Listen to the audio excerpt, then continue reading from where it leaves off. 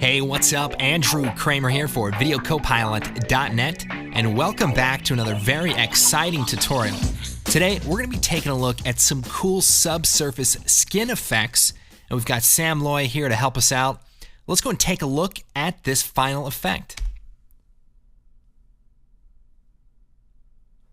All right, so we've got the menacing Sam Loy here. Now, this was inspired by Iron Man 3 and the cool effects they did for the villains that have this fiery core. Now, this particular shot is actually for a commercial I'm working on for this new chewing tobacco. So that's why we're kind of focusing on the one cheek, and it's just really coming out great. So a couple of things to kind of point out. We get like a little bit of a parallax, which makes it feel like there's depth. And we also have different focus levels of the veins, and of course make the eyes red so that you know he's a bad guy. All right, let's go and take a look at setting this up and show you some cool techniques along the way. What we have here is some footage of Sam Loy turning around and looking up at something menacing, and we'll go ahead and drop this into a new comp. There we go. And the first thing that we need to do is motion track the area of his face. If we come over here to animation and choose track in Mocha AE, this will be our best bet. Hit OK. All right, so now we're in Mocha AE, and this is a specialized tracking tool. What we'll do is take the current time indicator, go to the very end. Then we're going to come up here and select the Bezier Spline tool.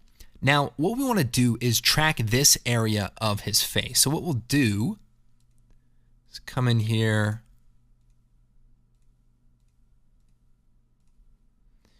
And that looks pretty good. So what I'm trying to do is select the area of the face that doesn't include parts that are going to change very much. So like the eye, it might blink. So I'm just going to take the corner of the eye and a little bit of the nose. And then we'll just select a little bit of the face here. And then what we can do is come over here and track backwards. So we'll click on that. All right, so now we have a really good track of the side of his face. Now, I want to make sure I'm on the very last frame, and then we're going to come over here, choose Align Surface, and then we're going to choose Export Tracking Data. Now, I'm going to export the corner pin data and copy to the clipboard.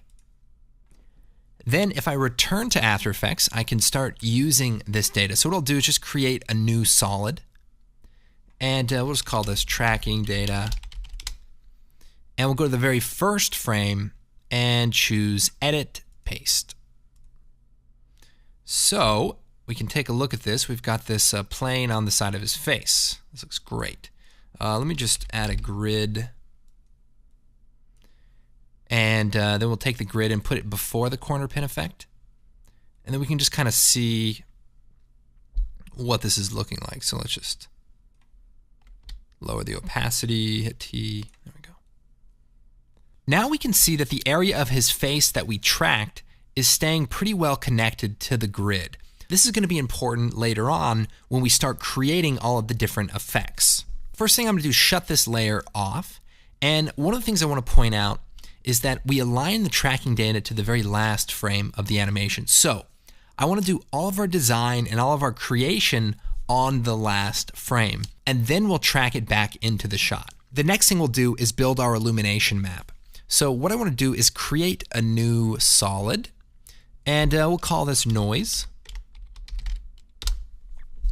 And we'll come over here, type in fractal, and we want to bring out the fractal noise. Drop that on there. Now, we're going to go ahead and set this up. So fun way to use fractal noise is just select the parameter and open up the brainstorm feature. And this is pretty cool. It just kind of gives you a bunch of random things, and you can change the randomness here, click through it, and find some cool settings. So if you're trying to create energy or different kind of procedural effects, this is a good way to start. Now, I was hoping it would just be set up the way I want, but unfortunately we're gonna have to go and do it manually. Pretty much how most brainstorm sessions go. Mostly just a waste of time. So what we're gonna do is come over here, let's set this to dynamic. And that way it kind of looks bubbly, so you can kind of see. Feel free to make sound effects. We're going to turn up the complexity. It just adds more detail. And we're going to turn up the scale as well. So There we go. Okay, so this is going to be our base illumination map. Now, we want this to only be around the side of his face. So let's go to the very end here, take the pen tool, and let's draw a shape around the area we want to keep. So we'll come in here, we'll just do something like,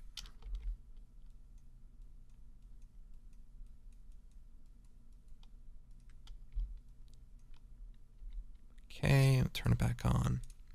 And then we can hit F, and that'll bring up the mask feather properties, which we can then feather out a bit. Okay, this fractal noise is going to be illuminated underneath the skin.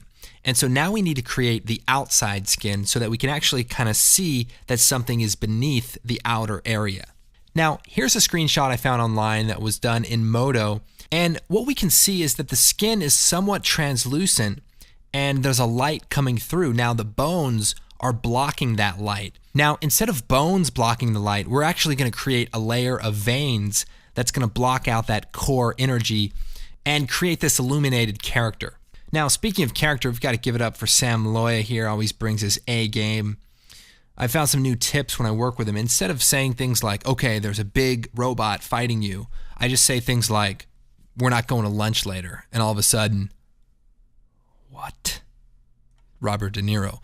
Okay, we need to start creating our vein network. So if we come over to the project, I've got a couple of different vein elements that we'll be using. Now, I'm going to go ahead, take this first one, drop it out here, make sure we're on the last frame. So we're going to come over here to the mode, set this to multiply. And what we want to do is just create some veins in some interesting areas. So, coming out of the eye here, we can scale this down a bit. And we can duplicate it, rotate it, scale it. Maybe here, duplicate, rotate. Now, it doesn't matter if the veins go outside of this area. What I'm focusing on is where they overlap in this middle area. Now, I have this other element. We'll bring this out. Now, I'm going to invert it so that it's black on white. So we'll go channel, invert, and we'll set it to multiply. Scale it down a bit. And I want to add a fast blur. So we'll choose Effect, Blur, Fast Blur. And by blurring this out, we're going to create some more depth. Now I'm going to hit T, maybe lower the opacity a little bit. And then what I can do is take some of these other vein elements, duplicate them, maybe scale them up, and also add a fast blur. So maybe, a few pixels, 4 or so, just so we can start seeing different layers, some that are sharp and some that are out of focus. Now we'll take this blurred one, duplicate it again, and maybe put one on this side. So this is starting to get crazy, but we can work it in a little bit more later. So what I want to do now is start combining these two passes. So we'll take all of the veins, hold down Shift, and we can select those layers. And we're going to choose Layer Pre-Compose. Now, it's probably at the bottom of the list, but Pre-Compose is the way to go. Control Shift C. We're going to move all the attributes. We'll call this Vein Network. And we'll double-click on that, and we're going to add a white solid. And then we'll hit OK. And let's move it to the bottom. So that way our whole background is white. So we'll close that. Now, we'll take our noise, turn it back on. And that's this element here. And let's set the track matte to Luma Matte. So essentially what we're doing is subtracting the veins from the area of the illumination. And this is going to make it feel like we're blocking out the light. Now I can take our veins here and we can add a little bit of a blur, maybe a fast blur here, like a 1 pixel, just to soften it a bit. And we can play around with the vein network in a second, but what we want to do now is take these two layers and pre-compose them. So we'll select them both, layer pre-compose again, and this is going to be called the illumination. Now we'll open that up again, and in this case we're going to create a black solid that we're going to put into the back. So there we go. Come back. So now what we want to do is set the transfer mode of our illumination map to something like color dodge. And that's going to knock out the black color so that we just have the illumination. All right, so let's go and start working on the look. Now, I'm going to start out with a curves adjustment. And what we'll do is go to the red channel and just punch this up a bit. So now you can see we're starting to add some color. And we'll go to the blue channel, bring this down a bit. And then to the green channel, we're going to create a contrast curve here. And this is where it is. Look at this. It's starting to get there. Now, this is why it's important to have a black solid in the background, because without it, the color starts to look a little bit weird as it blends with the alpha. And if I were to compare that, the color correction works a lot better on an image without an alpha channel. So this is looking pretty good. I think it's time to do some tracking data. What do you guys think? All right, so we've got our tracking data here. I can select it all again, edit, copy, and then we'll take our illumination map here. Let's go to the very first frame, and we'll choose edit, paste. Uh-oh. So now look at this. We've got this illumination on our skin. This is starting to get somewhere. Now it gets a little bit tricky as his head turns. Basically what I did was just added a fast blur and just kind of cranked it up as he turned his head. And I'm not saying this is the best solution or anything, but so whatever's going to make it look a little less obvious. So far, pretty good. We've got the basic idea here. We could go ahead and track in an eye color as well. If we want to track the eyes, we can come back to Mocha, lock our first layer, and then create a shape around the eye and track that as well. So we'll just go ahead, track backwards. All right, so we've got our eye track. What I'm going to do is choose export tracking data. And instead of the corner pin, I'm just going to take the transform data. We'll copy the clipboard, go back to After Effects, create a new null object. And we'll call this left eye. And we'll go to the very first frame and choose edit, paste. And then what we'll do is hit A, and I like to just get rid of the anchor point and then set the anchor point to 0 by 0. And that way that point will be on the eye. So you can see here. Nice. And I also don't think we need the scale or rotation for this. And then we'll create a new solid that is sort of like an orange color. And we'll set this to color dodge. And we'll select the eye here.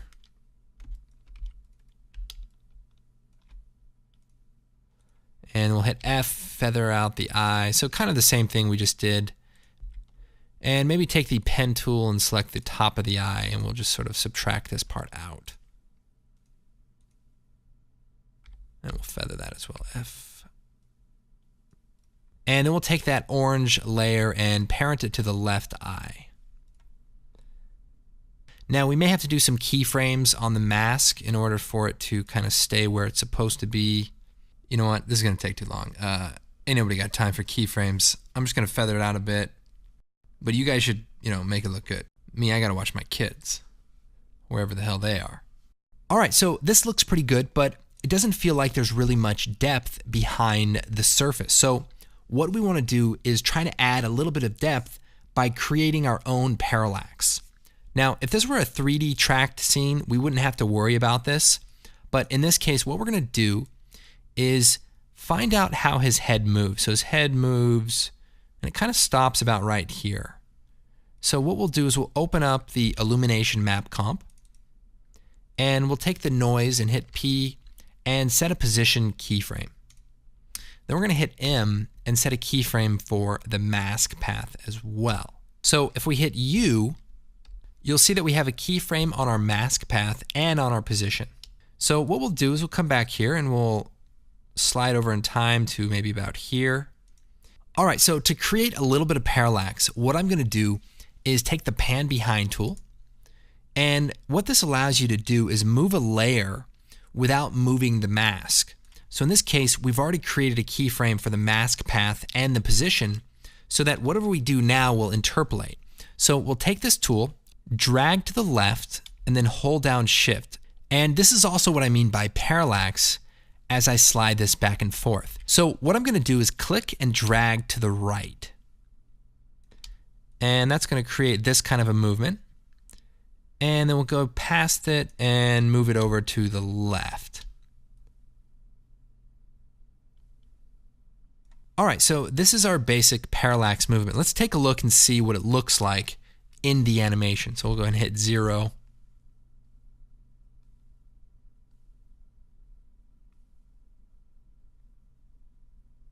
Okay, so you can definitely see what's going on here. That back layer is moving faster as he turns his head, so it feels like there's something behind it. Now, it's probably a little bit too fast, so we're probably going to want to just bring this down a bit. What we could do is maybe just move the keyframes over, shorten that distance a bit, and let's take a look at that. All right, so to refine the animation, I might go back into the illumination map, maybe move the illumination up a bit, hit F, even feather it out more so that it's a little bit more dispersed. Maybe get some of these veins away from his eye a little bit. Let's see. Not that one, this main one. Maybe just kind of move it over. Also, if I want to block out his eye entirely, what I can do is take our footage of Sam, hit Edit Copy, paste it into this layer, and then choose Layer, Guide Layer. And what that will do is allow us to see it in here, but it won't render in the final comp. So if we come in here, maybe I want to just wipe out the eye entirely, so I can just create a white solid and hide that, and then just create a mask around his eye. Hit F, and this will just wipe out any of the areas that's touching that. So check this out. Now I don't have any more veins coming out of that area. But the veins are cool, so you could just play around, scale them down, maybe move them around until you get like a nice, cool look. I think having some good detail really helps, especially around the edges where it fades out. And that's gonna just give it a nice, more vibrant look. The other thing we want to do is just sort of like overall color correction. So we'll do an adjustment layer, maybe a curves adjustment, and maybe just add a little bit of contrast here.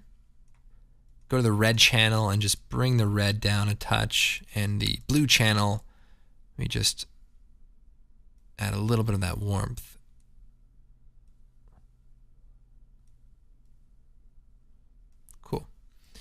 Now, the other thing we can do is add some glow. So some glow on top of everything. So what we can do is take this illumination map, duplicate it, and add a big fast blur to it. So there we go. And maybe lower the opacity. And that just creates kind of a more overall illuminated look. Now, the other last thing I think I did is I took the vein network, just the layer with the veins on it, copied it, and paste it back into the main comp. Now, I need to paste our tracking data back onto it. So let's take the tracking data, let's see here, and paste it into the vein layer since it's inside of that comp. And then set this to like multiply and make a selection just around the area here. And then lower the opacity and maybe just a little bit of a fast blur. Again, this is just a subtle touch. Maybe a color burn might look a little better. Let's see. Shift plus and minus allows you to cycle through the transfer modes. Actually, classic color burn. Classic. All right, guys. Well, I hope you enjoyed the tutorial. Be sure to think about other ways you can use this technique. Motion tracking faces and all that kind of stuff is a very powerful technique that you could do a lot of different things with. And of course, be sure to check out the website, videocopilot.net. We have some cool things happening on our blog. Thanks again for watching. I'm Andrew Kramer, and we'll see you next time.